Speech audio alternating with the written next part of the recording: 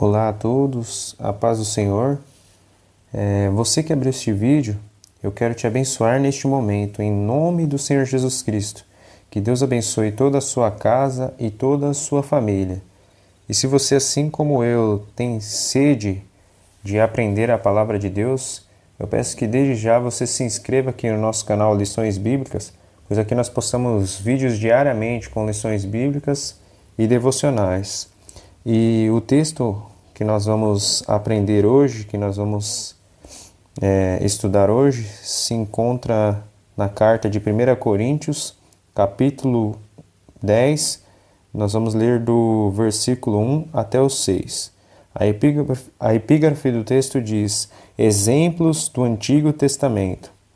Irmãos, eu quero que vocês lembrem do que aconteceu com os nossos antepassados que seguiram Moisés.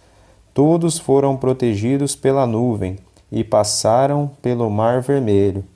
Como seguidores de Moisés, eles foram batizados na nuvem e no mar. Todos comeram da mesma comida espiritual e beberam da mesma bebida espiritual, pois bebiam daquela rocha espiritual que ia com eles, e a rocha era Cristo. Mas Deus não ficou contente com a maioria deles, e por isso eles morreram e os seus corpos ficaram espalhados no deserto. Tudo isso aconteceu a fim de nos servir de exemplo para nós não querermos coisas más como eles quiseram. Então, irmãos, aqui nesse texto, o apóstolo Paulo nos traz como exemplo o caminhar, o andar do povo no deserto, a história de Moisés, toda a trajetória do povo no deserto, né?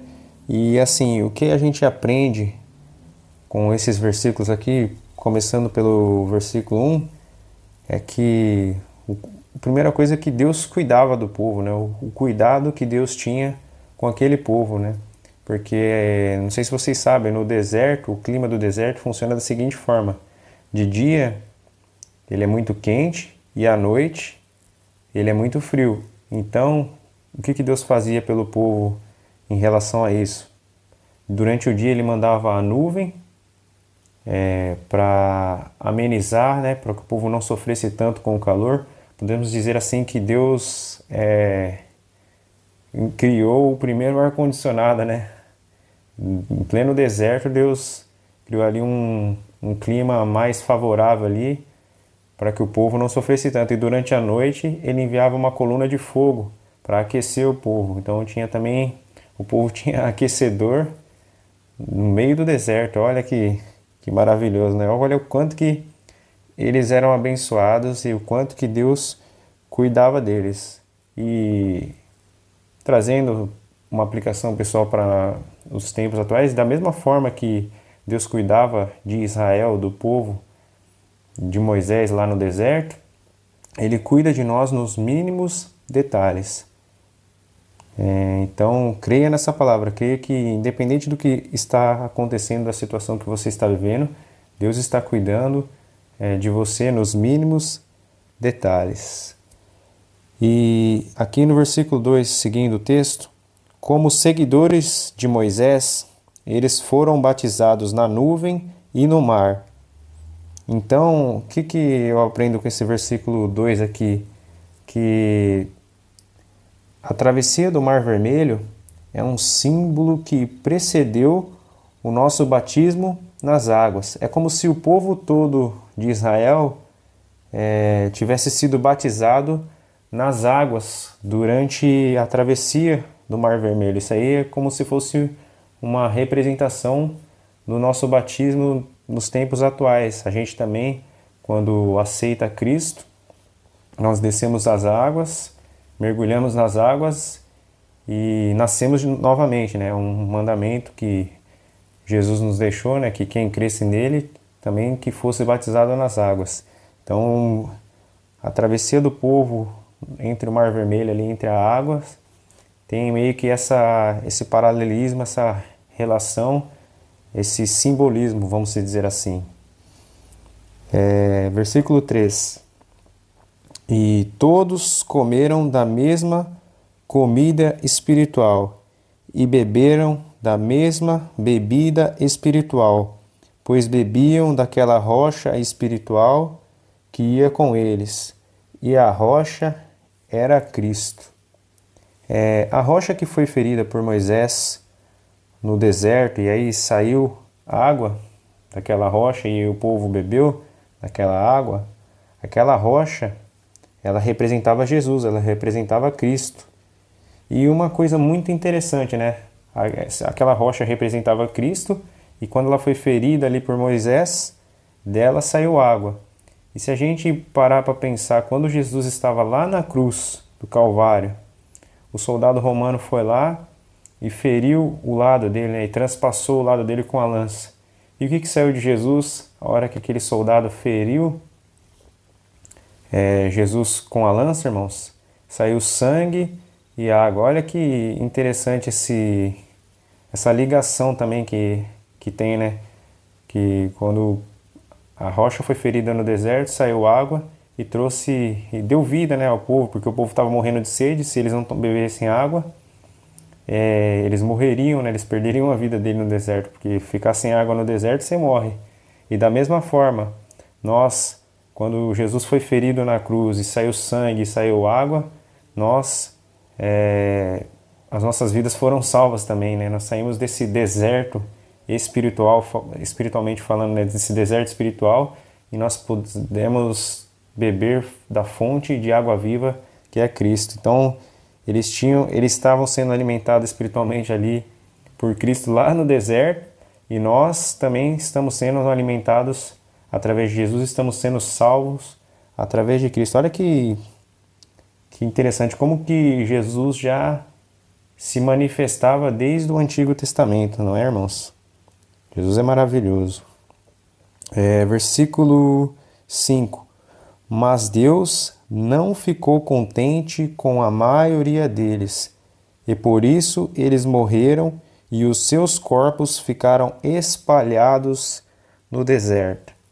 Irmãos, por que parando para analisar esse texto aqui, por que Deus não ficou contente com o povo de Israel no deserto?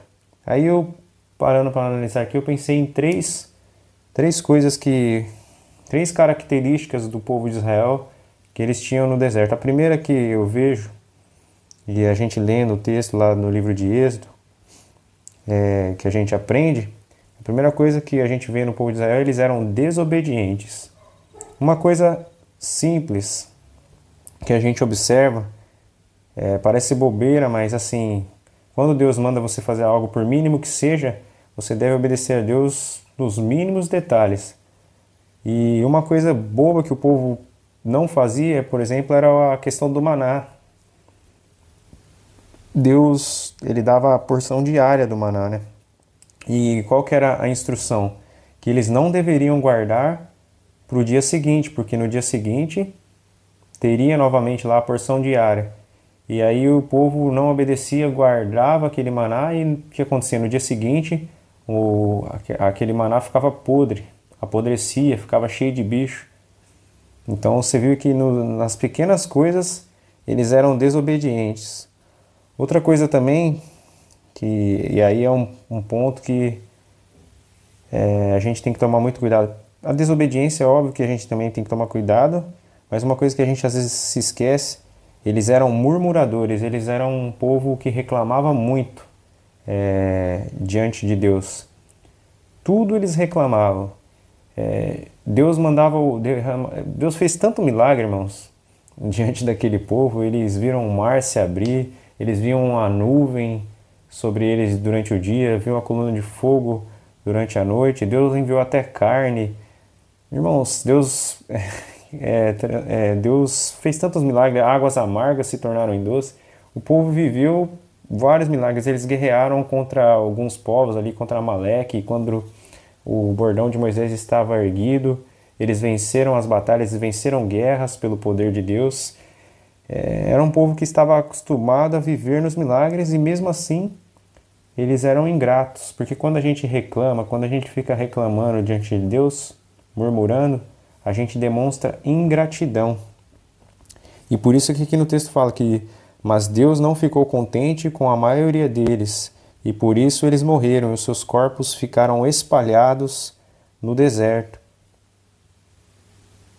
Vocês estão entendendo? E o terceiro ponto, que linka com os outros dois primeiros, que eles eram desobedientes e murmuradores, quando eu vejo que Israel não tinha fé.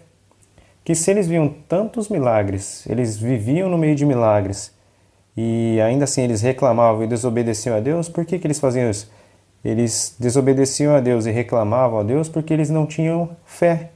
E por isso que na Bíblia fala, né? Eu acho que também é uma citação em alguma epístola do apóstolo Paulo, não recordo ao certo em qual lugar em qual epístola está escrito isso, mas está escrito que sem fé é impossível agradar a Deus. Porque se você não tiver fé em Deus, você não vai obedecer Ele, e quando virem as situações adversas, você também não vai crer que Ele vai te livrar. Então, por isso que para você viver com Deus, você tem que ter fé, porque se você não tiver fé, você vai desobedecer, você vai reclamar, você vai pecar de diversas formas. Então, é isso, não adianta, você pode viver no meio de milagres e não ter fé, porque Israel é prova disso. Então, tenha fé em Deus, confie em Deus, independente da situação que você esteja vivendo, se você está numa situação financeira mais difícil, creia que Deus pode te livrar dessa situação. E se você está reclamando, murmurando, eu sei que é difícil, às vezes falando sem estar no seu lugar, né? Mas evite reclamar. Em vez de você reclamar, comece a utilizar a sua fé e comece a agradecer a Deus. Mude a sua perspectiva, mude a sua visão. Comece a enxergar as coisas boas na sua vida. Porque é impossível que não tenha nada de bom que Deus já não tenha feito na sua vida. Deus já deve ter feito alguma coisa de bom na sua vida. Então, começa a pensar aí, começa a lembrar as coisas boas que Deus fez na sua vida. Começa a lembrar de quando Ele enviou o maná. Começa a lembrar de quando Ele te protegeu, de quando Ele colocou a nuvem ou a coluna de fogo nas noites frias. Eu sei que Deus Ele já fez alguma coisa por você. Então, começa a agradecer, começa a lembrar das coisas boas que Deus fez.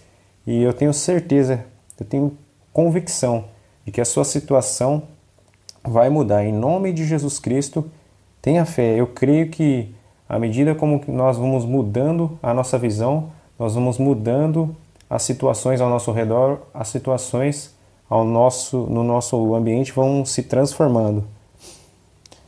E aqui, ó, tudo isso aconteceu a fim de nos servir de exemplo. Então, tudo que nós vemos em Israel não deve ser imitado. Tudo que nós vemos Israel fazer no deserto, nós devemos fazer o contrário. Teve poucas exceções, teve 2 pessoas no meio daquela geração, no meio daquele povo, que foram exceções, que foram pessoas que viram à frente do seu tempo, pessoas que tiveram a visão diferente da maioria, que foi Josué e Caleb. E inclusive eles entraram na Terra Prometida. Então, se você não tiver a visão de Josué e Caleb, se você não for um cristão que tem essa visão de fé, essa visão abençoada por Deus, você não vai entrar na Terra Prometida. Aqui fala, né, que os seus corpos ficaram espalhados no deserto. Agora, eles morreram e pereceram no deserto. Agora e nós estamos esperando também entrar na Terra Prometida. A nossa Terra Prometida é a Jerusalém Celestial. Então, o que eu aprendo com isso? Se a gente for um cristão murmurador, desobediente e sem fé, nós vamos ficar impedidos de entrar na Jerusalém Celestial. Então, isso é muito perigoso, irmãos. Então, a gente tem que tomar cuidado. Em vez de você reclamar, em vez de você desobedecer a Deus, faça o contrário. Agradeça a Deus.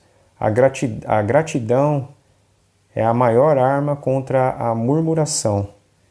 Quando você for fazer as suas orações, comece a agradecer a Deus, comece a agradecer por tudo, desde as pequenas coisas, desde você abrir os olhos e respirar novamente, você ter sido abençoado com mais um dia de vida, até, sei lá, um copo de café que você está tomando, um banho quente que você tem, um chuveiro aí, por mais simples que seja, mas você tem talvez aí água quente para você tomar banho. E se você não tem água quente, agradeça que você tenha água. É assim que funciona, irmãos. Nós que somos cristãos, nós devemos enxergar a vida sempre pelo lado positivo, sempre com boas perspectivas, sempre com uma boa visão. Tudo depende dos nossos olhos. Amém?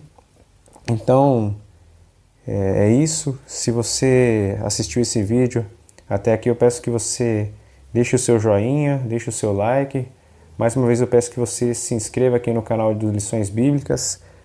E eu espero que Deus abençoe a sua vida em nome de Jesus e que essa palavra possa frutificar tanto no seu coração quanto no meu. Amém, irmãos? Obrigado por assistir até aqui. Que Deus abençoe em nome de Jesus. Amém.